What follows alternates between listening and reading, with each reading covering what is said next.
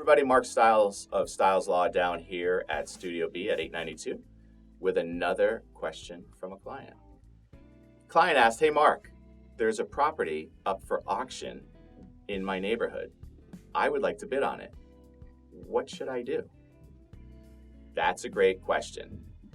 So, first things first, look at the legal notice.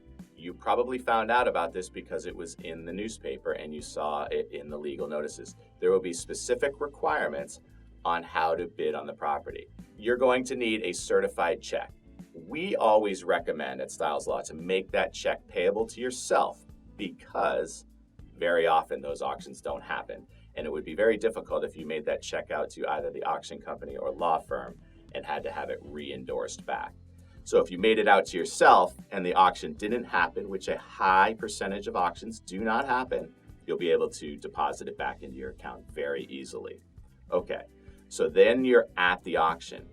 What should you be thinking about? Well, I will say this, it's intoxicating, okay? So be very disciplined. Know the value of the property and believe that it could be worst case scenario. What do I mean by that? Worst case scenario, septic system fails. Water is running for 5 days and there's mold in the property. There's an occupant in the property. Okay, these are worst case scenarios. Figure out what the number you would want to bid and be disciplined. Do not bid higher than that. It will be intoxicating, as I mentioned. It will be a frenzy, it will be exciting, and you'll want to win. Don't get sucked into the auction frenzy. Be disciplined. Otherwise, it could be detrimental. What about an occupant though, Mark? You mentioned there might be an occupant. Do I have to evict them? Yes, you do. You're taking the property subject to everything. Chances are it's a first lien foreclosure. So what does that mean? The first mortgage is typically the one that's foreclosing, which if notices were given correctly, which they typically are, all of the junior liens will be wiped out, right? So you will have clean title. But what if the occupant who took out the mortgage, who's living there, is still living there?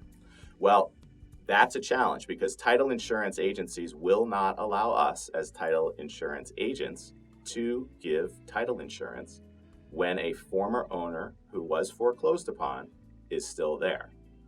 So I would not recommend purchasing a foreclosure when that occupant is there, because if you can't purchase title insurance, then you would in essence be defending the foreclosure and that it was done correctly.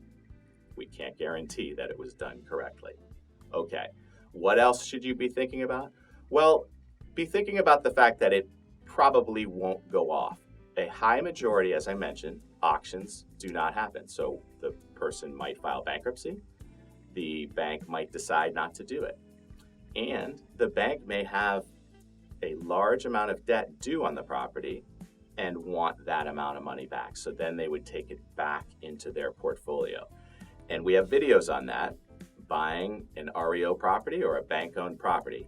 There is a lot less risk associated with that.